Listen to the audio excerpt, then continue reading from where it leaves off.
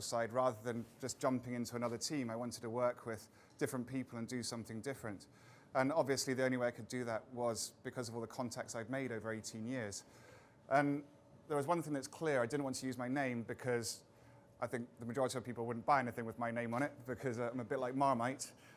So Richard came up with the idea that my career over the 18 years is essentially split in half. Before the ban and after the ban. And it's almost like 2 chapters. And so in that last year when I'd already announced that I was going to be retiring, the amount of times I was asked, so what's the next chapter? And so it seemed too easy to say, well, it's chapter 3. We don't know yet, but we're going to do something. And that's how that started. And we'll see here, we've got the dashes on the bike here. And actually it's clearer here, you can see. So you have these dashes, and this maps out the 18 years of my career. So each one of those dashes is 1 year. There's a 3 grey, which is obvious. That was the period when I was doping. 2 black, my ban. And then we've got the 9 years afterwards. Now, if you like this one line, the red, that's chapter 3. And you'll see that in all our stuff. You see it here, you'll see it on our clothes. Now, I'll explain quickly. This all was facilitated most quickly. The people who got this immediately were Castelli. And Steve Smith over here, who's the boss of Castelli. Now, Castelli and I have a long relationship. It was in 2006, my comeback year, that also happened to be Castelli's comeback year. Although Castelli is a very old brand, an old company, prestigious, at the turn of the millennium, it was in the doldrums. And it was Steve that turned it all around, came in and rebooted it all. And with Soren Jensen as well, where's Soren? They've been there in 2006. When I was on Sonia Duval, that was the only team that Castelli could afford, I think, at the time, and the only team that would take them. It was the 3 of us were there. So we kind of all rebooted our careers at the same point, if you like. And so we've had a fairly interesting 8 years we worked together. And it was with Steve that we developed the first aero jersey that was in professional cycling, the first aero suit, the Sanremo suit. We revolutionized speed suit design, even to the point the work that I was doing, sometimes my initials were in the product codes. So I was we had such a symbiotic relationship that it seemed natural when I approached Steve in my final year of racing, saying that I wanted to keep our relationship going, but move it in another direction. Because as an ex-pro cyclist, and Baden Cook here, who I'll speak to afterwards, we spent our whole career getting given stuff, being told what to wear. I mean, given stuff's great, don't get me wrong, but we never choose what we get. And so to be able to go to Steve and have that working relationship we already have and say, look, can we design clothes that I'll wear as an ex-pro, that are different, that are don't have all the colors and big logos all over them and slightly different cut. And Steve was all over it and has never said no to anything, even the buttons that we have on the original jerseys. And for example, this is the first jersey, the 1.21. It's the tech that went into this is crazy. It's got the darting down the front, it's got the buttons, you'll see the C3 buttons. It's got the pockets at the back, internal pockets for leg warmers, knee warmers, because that's what pros do, we tend to stick it up the inside. It's got the chest pocket here with the storm flap. And to be honest, I mean, it's almost over-engineered. But it's a beautiful, beautiful jersey. And the material it's made of is the lightest material that Castelli had on offer. It's so light that it won't hold ink. So you can't sublimate on it. Otherwise, Steve had always said this would have been the best climbing jersey in the world. But you couldn't use it because it wouldn't hold the ink. That's how light this is. It's almost silk-like. So the first range very much we did it's all quite particular, but I mean, I love it. A lot of people do, even with this. And Timothy Everest, who helped us with bringing that tech and tailoring element to it all, he actually cut this collar at his atelier in Spitalfields and had to make sure I had one of his head cutters do it so it fitted properly around. And if you ever get the opportunity to wear these and try it on, do it both ways and you'll see just how much it protects you up here. And there's also, like I said, there's the flaps up here. This, again, is just an amazing piece. I mean, to the point where Steve had to threaten the manufacturer that he'd pull the whole Castelli deal if they didn't do the 2-tone color. So there's a lot of thought and work gone into this. Now, the new collection, I'll just mention briefly here, we have 2 things. We have the K61 jacket, which is our new rain jacket, if you like. And it's called the K61 because that was the number of the house I lived in Hong Kong. And Hong Kong, if anybody knows, has a monsoon season. And if this is basically a jacket that could handle monsoon, It's about lighter than any material you've got at the moment. It's got a slight reflective at the bottom. It goes up smaller than any other jacket because of how light it is, but it is completely waterproof and has more breathability than almost ever other competition. Then there's the One More Lap. So One More Lap collection. So there's 2 jerseys to this. Here we go.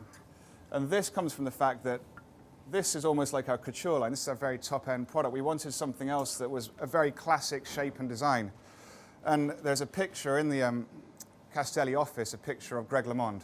It's an amazing one, the yellow jersey in 90 or 89. And it's got this beautiful cut where it's almost got square shoulders, and the material's slightly heavier and it's very simple.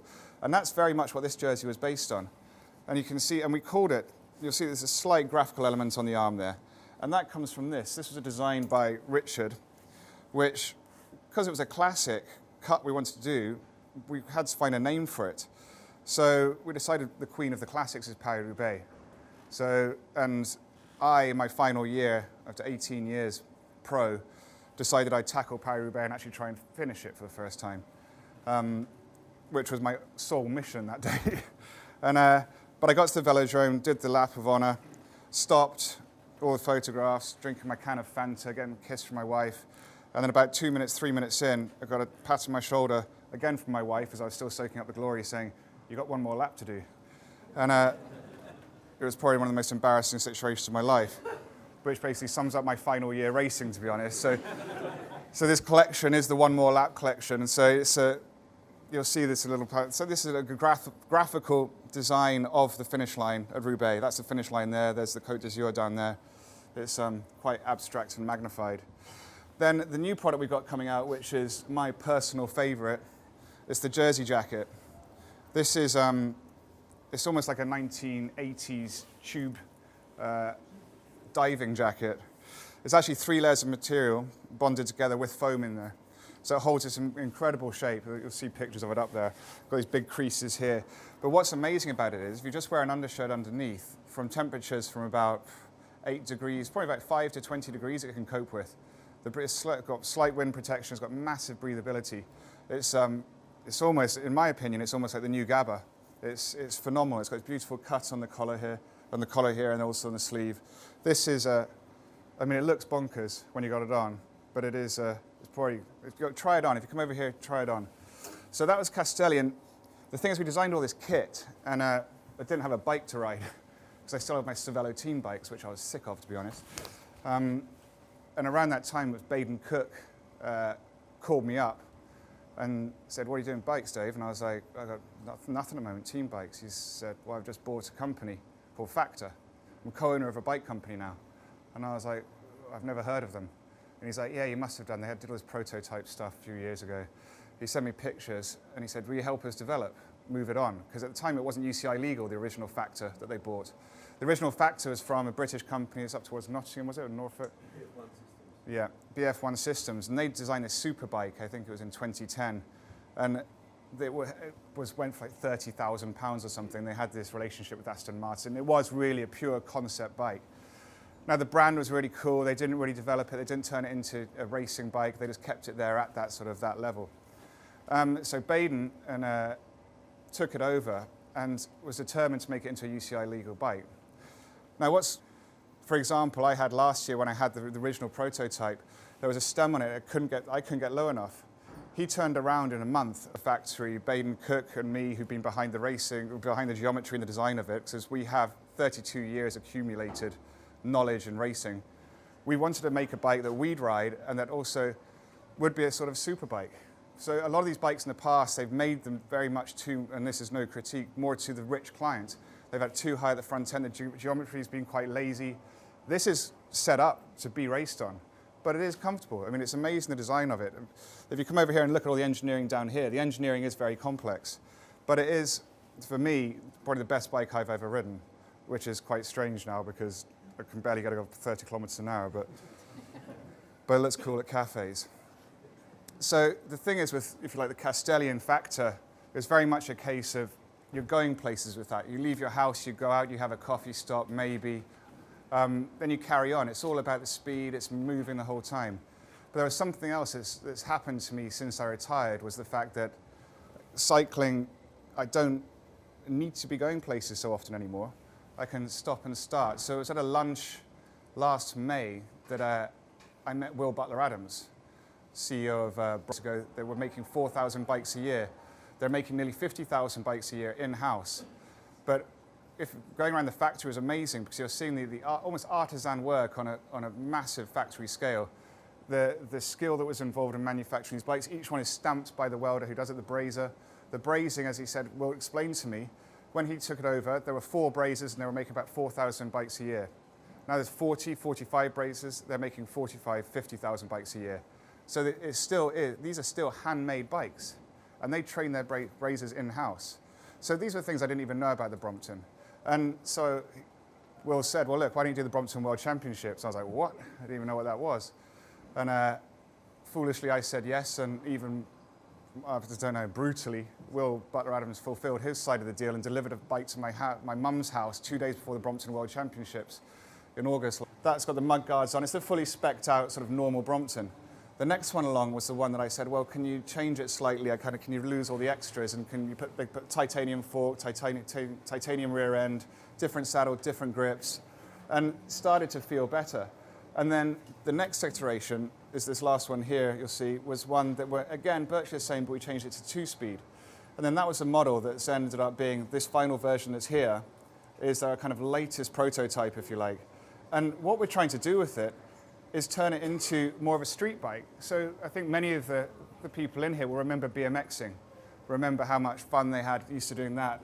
I thought, well, why should Brompton make you think of mudguards and tweed when it could be more of a street thing? I mean, as a tool, it's incredible. It's changed my life. Ned Boulting and I did the whole Tour de France, doing 10, 15 Ks up to the finish line.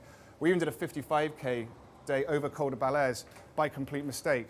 But it still was the whole thing. It was so much fun, just wearing normal clothes on a bike, being able to stop and start whenever you feel like it, be able to go into a restaurant, not worry about your bike 'cause it's there, be able to go in a plane, go in a taxi, go in your car, or in my case, we had Ned in the back of the Maserati with 2 Boltons, before you didn't slip, 2 Bromptons there sitting next to him.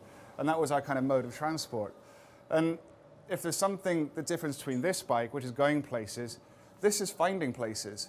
It's a whole different style of riding, which I think many of us roadies have never done. We haven't just gone and used a bike as a tool, as something fun that you can take with you and go into restaurants. You can go out in a piss if you like, and then you can get home, don't have to worry about stuff, get in a taxi. It opens up the whole world.